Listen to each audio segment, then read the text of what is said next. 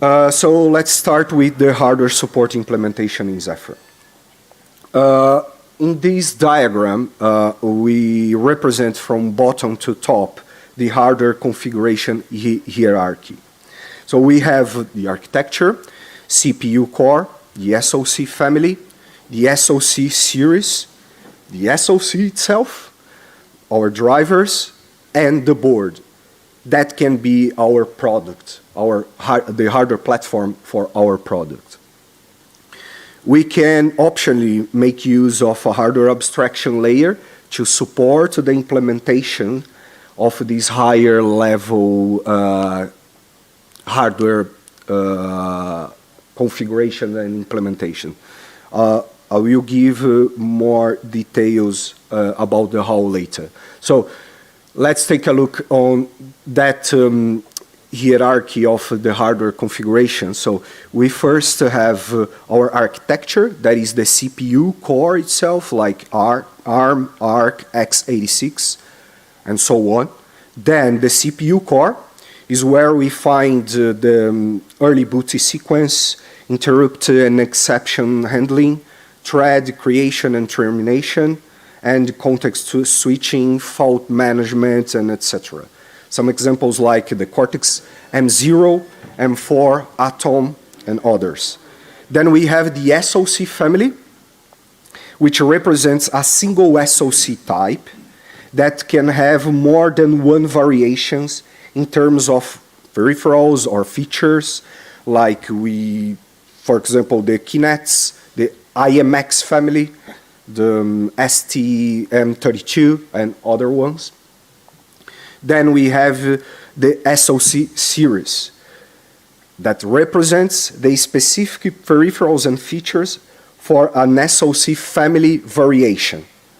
I think it's easier to understand by example. So we have inside the Kinects, we have the Kinects K6X, the KW something, for the IMX, IMX6, IMX7, okay?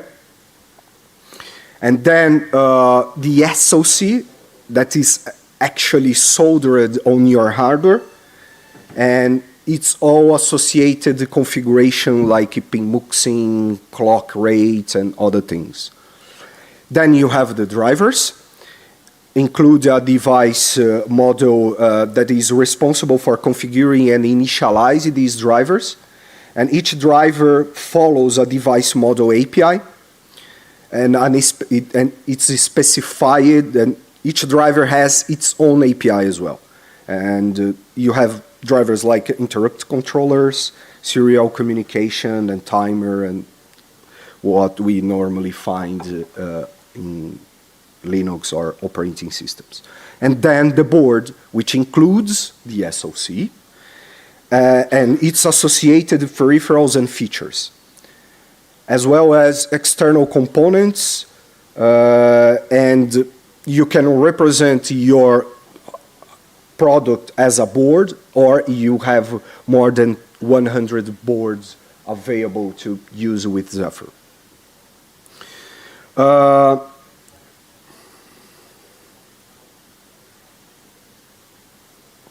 So in Zephyr, basically, you configure the hardware in a top-level fashion and in a low level. In the top level, you will be using symbols defined in kconfigs.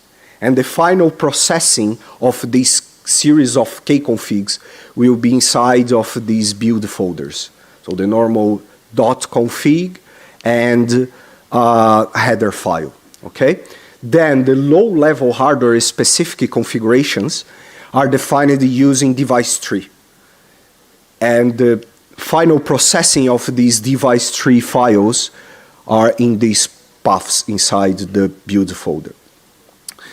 And the device tree layout is as much as the same as we find in the Linux kernel. There is no differences. If you are already familiar with the Linux kernel device tree, here is the same thing.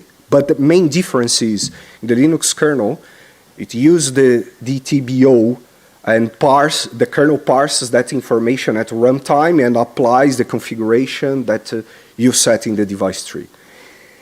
in Zephyr, it is basically used to generate hash defines. So it's defines that will be consumed by drivers or your application source code, okay? So let's see now how we add a new hall. So the hall is added to support the SOC, board, and drivers implementations. It is basically low-level libraries, mostly implemented by the SOC vendor, to interface and configure the hardware. The different types of hall and the pros and cons are covered in Maureen's presentation. I think you've done last year? Yeah, LC last year. So she explains the different types of halls and the abstractions. And so when you are adding a new hall in the Zephyr source code, the Zephyr technical steering commit will approve for the source code that are known Apache 2's license. And it's located on this folder, ext hall, the vendor, and the library name. We will see some example later. So just bug fixing modifications are allowed on these source or header files, okay? There is no standard coding style or directory structure, how you normally see in the rest of the Zephyr source code. Almost all ARM devices follow the CMC's standard headers for registers manipulation. It is enabled with a config option. In this case, it's an example how we enable the IMX hall, and has a set of kconfig and cmake list file to determine what the directories of the source code, include paths, and so on. This is an example for the IMX7, where I imported the source code from the NXP FreeRTOS BSP into this path. So we can see on the root of this path, we have a cmake list file, a kconfig, and a readme file. Then we have a drivers folder with the drivers for I2C interface, UART, and other processor features, and a device folder where here we have the CMC's header, CMC's compatible header.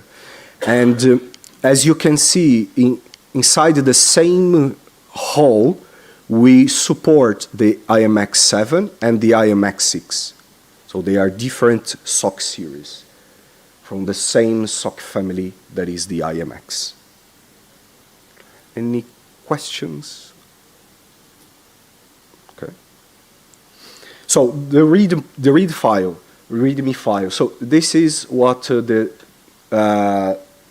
Zephyr technical steering committee will look, and you need to follow the standard, the structure that they put on this web page, where you basically you will list from where you are getting the source code, the specific commit that you are importing, the purpose, description, or some dependencies, if it has external dependencies or dependencies even inside the Zephyr source code. So this is an example of the kconfig. So you can see that we are declaring the symbol here of the has IMX hall. And when it is enabled, we have other config symbols that we can use. So like this is internal processor feature, the RDC, that is the resource domain controller, when you are sharing resources between the two cores. This is the clock control module. Then you have for the GPIO, I2C. These symbols are used to control what we wanted to compile inside the hall. Okay? This is, and then the cmake list file where cmake will find the source code. Okay? So if we are using the IMX7, it will set this IMX device, and then it will add this proper folder as an include folder. If you are using the IMX6, it's going to change this folder. Okay? And the same thing for, this is it. And for compiling as well. The drivers folder is common, in this case, for both SOC series. Sorry.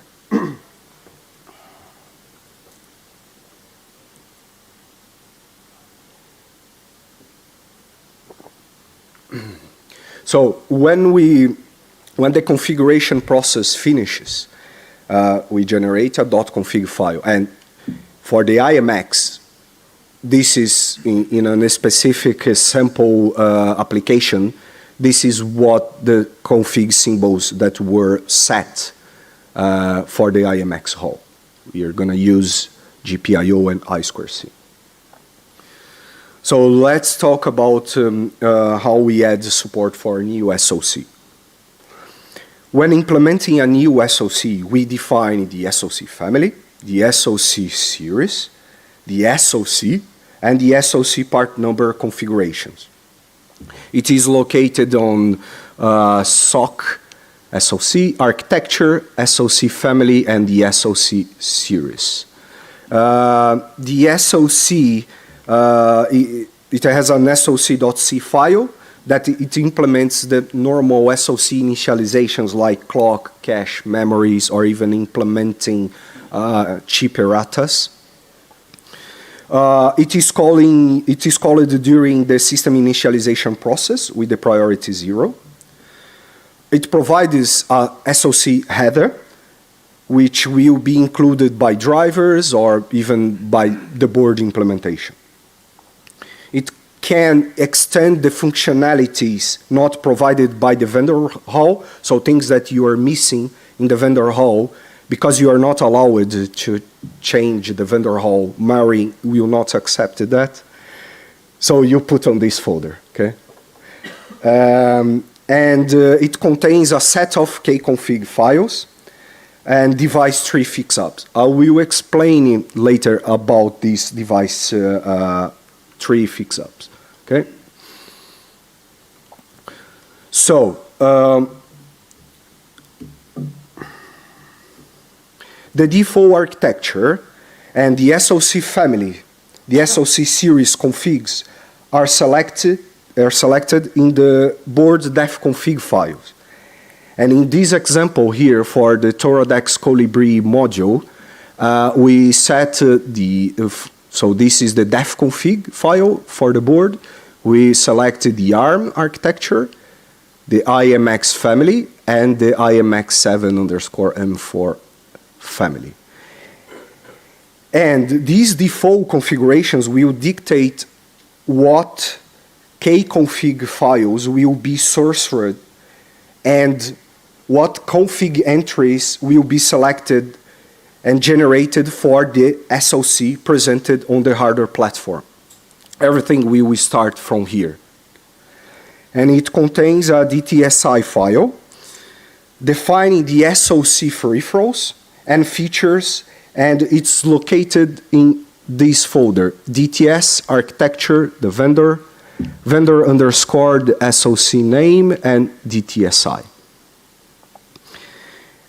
So it may have the DTS fix-up that contain mappings from the existing kconfig options to the actual underlying DTS derivated configuration defined.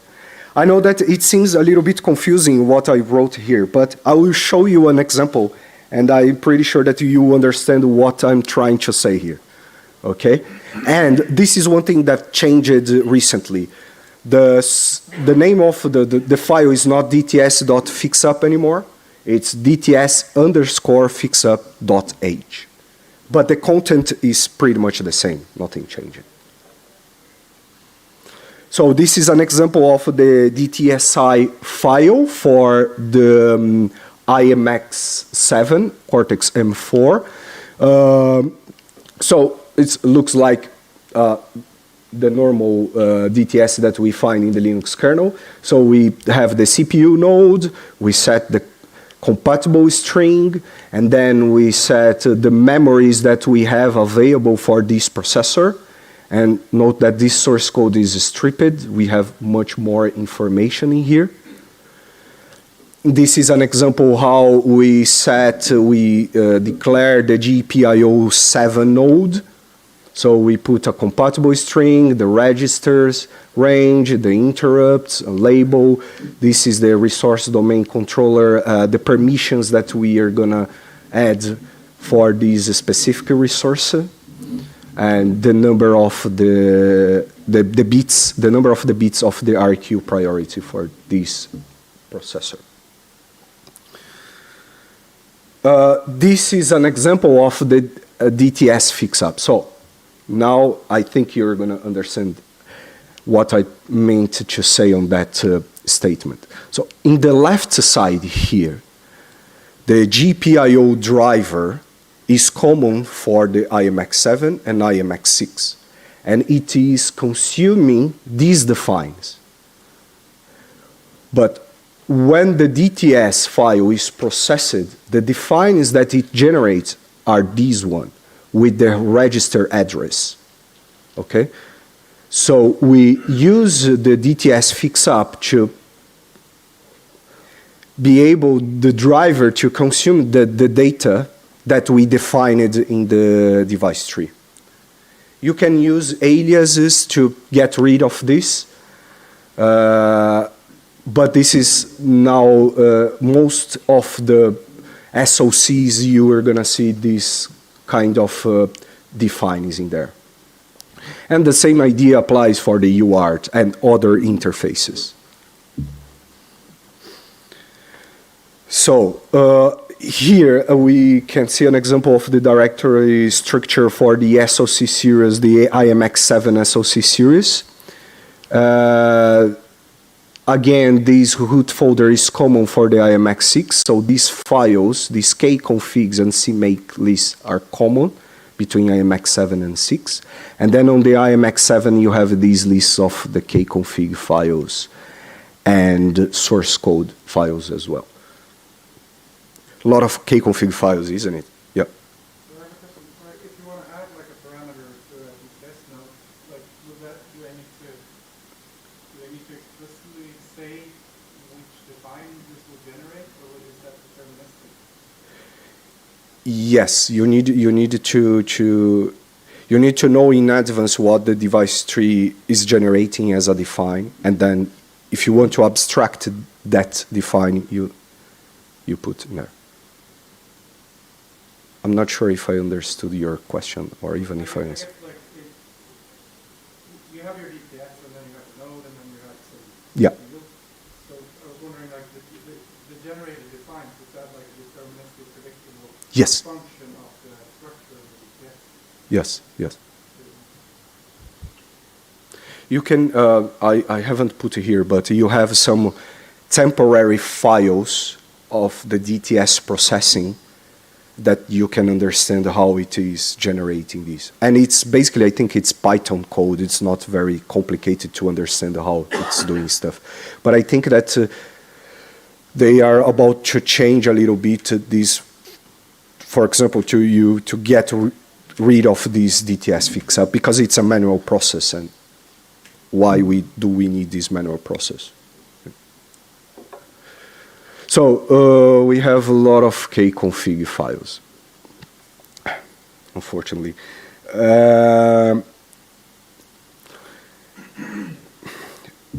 So when you run the cmake command to configure the build, it will source all these kconfig files. I haven't found in the Zephyr documentation the exactly order that it does this.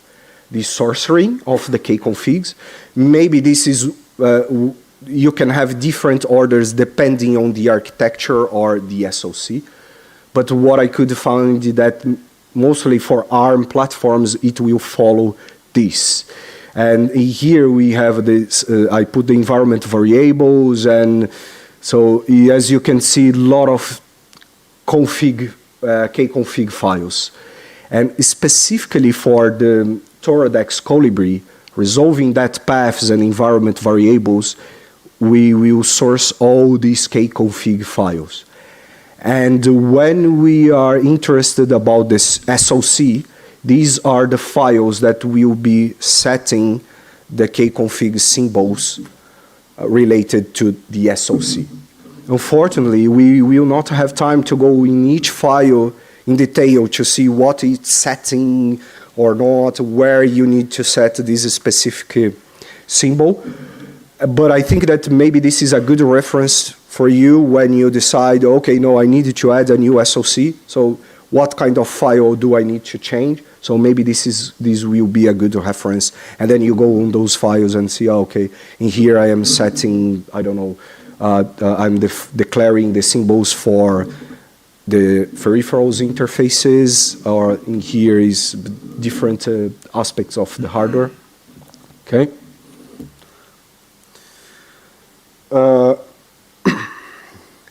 When the configuration process finishes, we will have all these configurations, these configs related to the SOC in this .config file inside the build folder. In this case, it's for the shell module.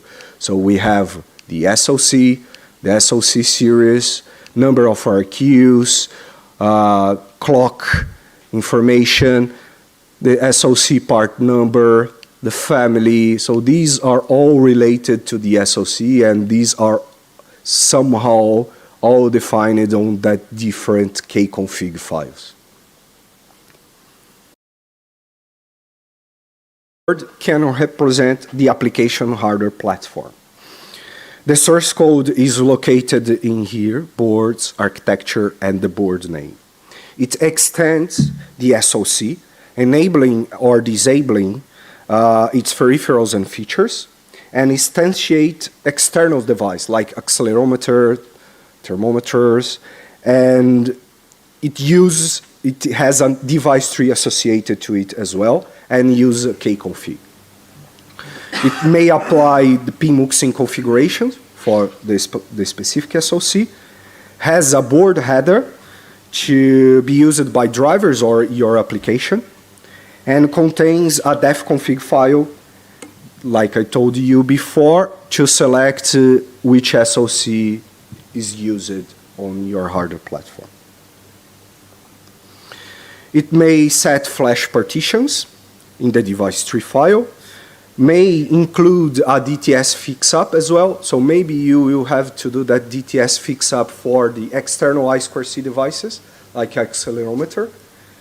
When the device tree processing occurs, unfortunately I don't have an example here, but for an accelerometer with a specific I2C address, the define generated will include the I2C address in the define name. But your driver doesn't care about this.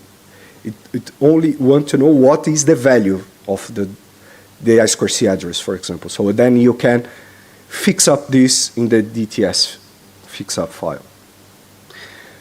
May include other source files to configure or implement specific features of your board. May provide a board CMake to instruct how to flash and debug the target.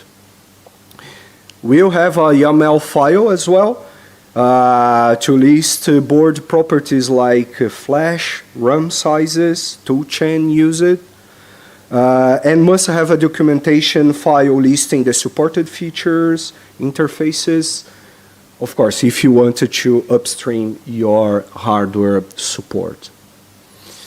So here an example for the Colibri. So we can see the board header, the CMake list file, defconfig, device tree, YAML, the documentation folder, and again, so in this case we have two kconfig files and source code just for applying pmuxin. The board YAML file, so in this example we use by default 32 kilobytes of RAM and flash, we say which toolchain we are using, and some we wanted to ignore tests for NAT and Bluetooth. This is when Zephyr in continuous integration, it runs a lot of sample apps and tests, and when it is building, for example, to test Bluetooth, it will not build for the Colibri because Colibri doesn't support Bluetooth. Okay. So here is the DTS for the Colibri board. It includes the IMX7 DTSI that we saw earlier, set a compatible string. So we set some aliases. So these aliases will help to not generate that very strange defines that we can use easily on the source code. We choose which flash we are going to use and run. And we are choosing which UART interface is going to be used by the Zephyr console. We set an LED as well to this specific GPIO. Then we have a GPIO key, a user switch to this specific GPIO as well. For the UART interface, okay, let's compile, let's use it, and set the baud rate, for instance. And we enable GPIOs, I2C interfaces, PWM, so it's very simple. This is an example of the kconfig.board file for the Colibri. So yeah, we are basically defining the symbol here for this board and say that we depends on this SOC series and we are using this specific part number. This is an example of the kconfig.defconfig. So here we basically put the invisible symbols that are not selectable by the user in the make menu config. So it thinks that we don't want the user to be able to select. This is under your control, okay? And you can see, so if we are using Colibri, if the GPIO is enabled, we will by default select the GPIO port 1. If UART is enabled, by default, we are selecting the UART 2. And for other interfaces. And this is the board name defconfig, in this example for the Colibri, with the visible symbols. So this means that when the user type make menu config, it can see the symbols enable or disable. And so here is selecting the family, the core architecture, the SoC series, the board, and some we are going to use UART console and some other default parameters. So this is the hardware support checklist. So basically, when you are adding a new hall, you are going to need a kconfig file and a cmake list, okay, to include the source code that you want. You will have to import all the source code, but you only select and compile what you want. For a new SoC, these are the files that you need to add. Okay, it's just a checklist. I'm not going to throw again. And for a new board, this one.